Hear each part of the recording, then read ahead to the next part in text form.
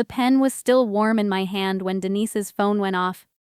She was already moving through the lobby, her heels clicking against the travertine floor, with the particular rhythm of someone who believes they've won. Her husband Craig had his arm around her shoulder, and they were leaning into each other the way people do when they're sharing a private joke or a private victory. I watched them from across the atrium, my signed name still drying on a stack of documents I had just handed to the estate's notary. And I felt something settle quietly in my chest. Not peace, exactly. More like the stillness before a controlled demolition. She answered without looking at the screen, because she was expecting champagne news. What she got instead made the color leave her face in a single visible wave. Her attorney's voice erupted through the speaker loud enough that the receptionist at the front desk looked up from her computer. Don't let her leave that building. The signature may already be void. His words tumbled over each other in a register I had never heard from him before, not the measured, slightly theatrical calm he'd performed in my living room 2 weeks earlier. Cornered. She signed? Tell me she hasn't signed. There's a clause, I just found it, Vivian. Listen to me. Denise's hand closed around the phone so hard her knuckles went white. But the lobby was quiet, and the damage was already done. Craig turned slowly and found my face across the atrium. I didn't look away. I should explain how I got there, because the lobby scene makes more sense once you understand what the previous 14 months had cost me.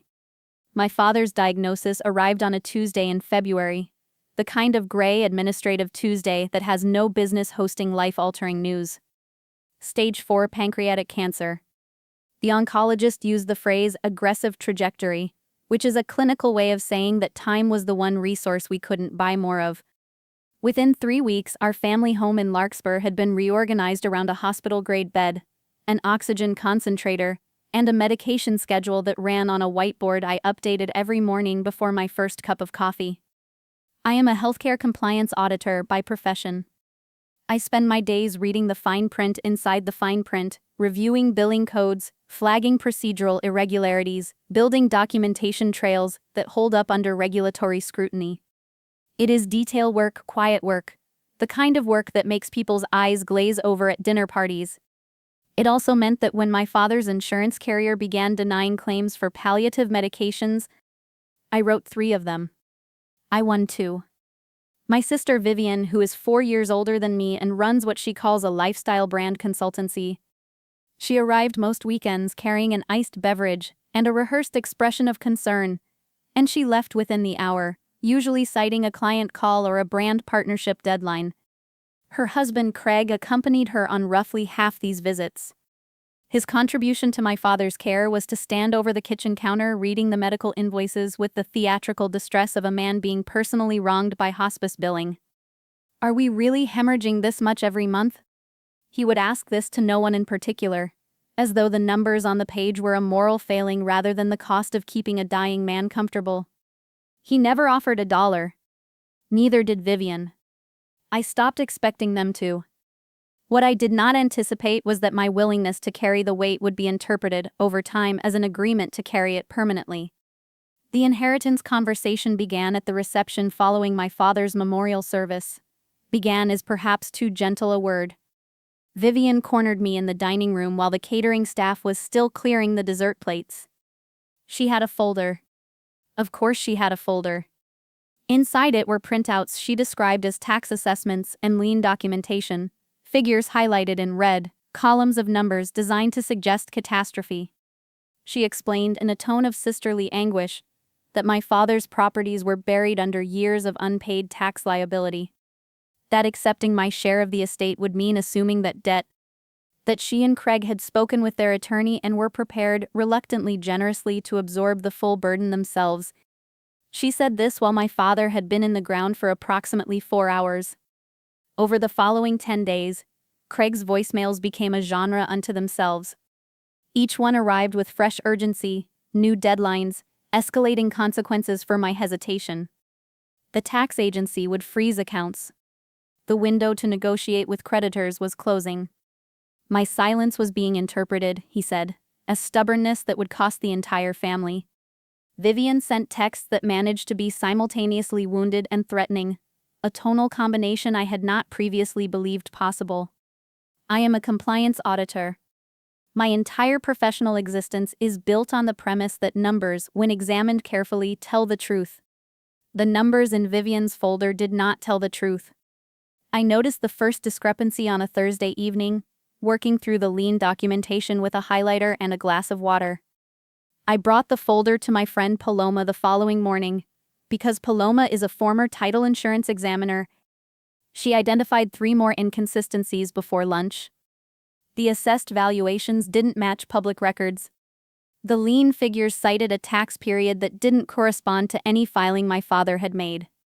The urgency, the deadlines, the red numbers, all of it had the architecture of a performance rather than a crisis. I purchased a voice recorder at an electronics shop on Clement Street that afternoon. Small, unremarkable, easily secured inside the interior pocket of my bag. I tested it twice in my car before driving home.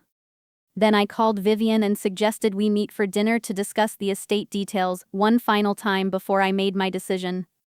She agreed immediately. People who believe they've already won tend to be accommodating. We met at a restaurant in the Larkspur Landing district, quiet, good acoustics, the kind of place where the lighting flatters everyone, and the booths offer genuine privacy. I ordered a glass of water and activated the recorder before the menus arrived. I asked with careful neutrality, what would happen if I chose to retain my share of the estate and address the tax liabilities directly through the county assessor's office. Craig's response was disproportionate in a way that would have been useful for anyone listening. He struck the table hard enough to shift the glassware, leaned across toward me, and explained in explicit terms that if I disrupted their arrangement, he would pursue civil litigation to recover every dollar of medical expenses he claimed to have paid during my father's illness. He had not paid any. He named figures. He named consequences. He used the phrase, "make your life very difficult in this city," with the confidence of a man who had never been recorded before. Vivian added several things that I will not repeat because the transcript was sufficient. 2 days later, I sat across from my family's estate attorney, Mr. Farron, in his conference room on 4th Street. Vivian had positioned herself directly beside his desk. Craig stood near the door, not subtly, not accidentally. He was blocking it. Mr. Farron had prepared the waiver according to Vivian's instructions, and it sat on the table with a pen laid across it at a precise angle. I performed uncertainty very well. I asked Mr. Farron whether, if I declined to sign, I would be solely responsible for the debt Vivian had described. I asked it with a slight tremor I had practiced. Before he could answer, Vivian answered for him, confirming every fabricated detail loudly enough for the room and the recorder to capture clearly. Then I picked up the pen and signed every page.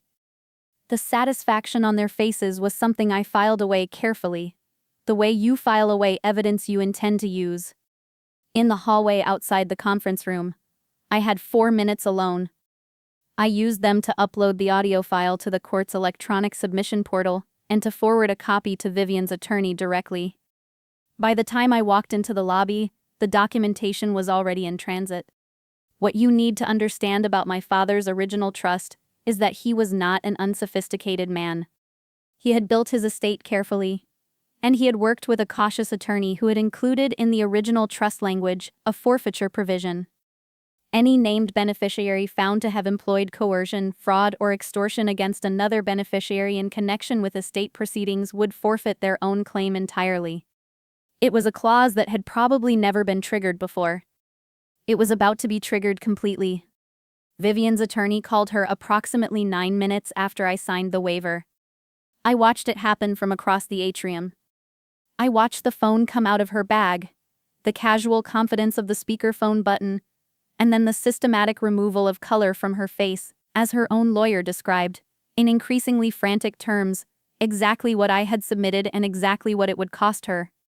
Craig turned and found me watching them. I held his gaze for a moment. Then I walked out through the glass doors into the afternoon. The court's ruling came down 11 weeks later.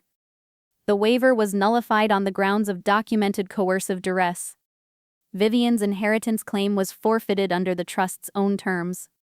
Mr. Farron's counterpart, the aggressive private attorney who had performed in my living room, received a referral to the State Bar's Ethics Review Committee for his role in the process. I did not feel triumphant.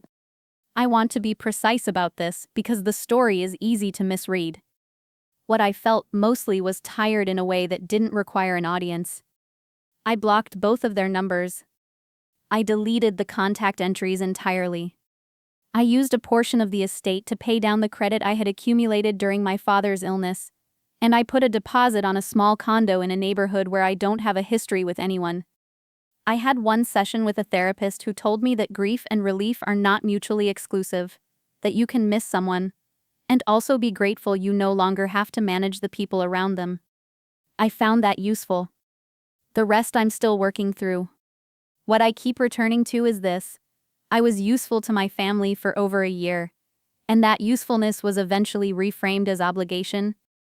The transition was so gradual I almost missed it. Almost. There's a version of this story where I don't buy the recorder, where exhaustion wins over habit, and I sign the papers without a plan, and the waiver holds. I think about that version sometimes, not with relief, exactly, but with a kind of attention. As though it's useful to keep the near miss visible. I want to ask you something, and I mean it as a genuine question, rather than a closing flourish. If the people who were supposed to protect you were the ones constructing the threat, how long would it take you to recognize it? And what would you be willing to do once you did?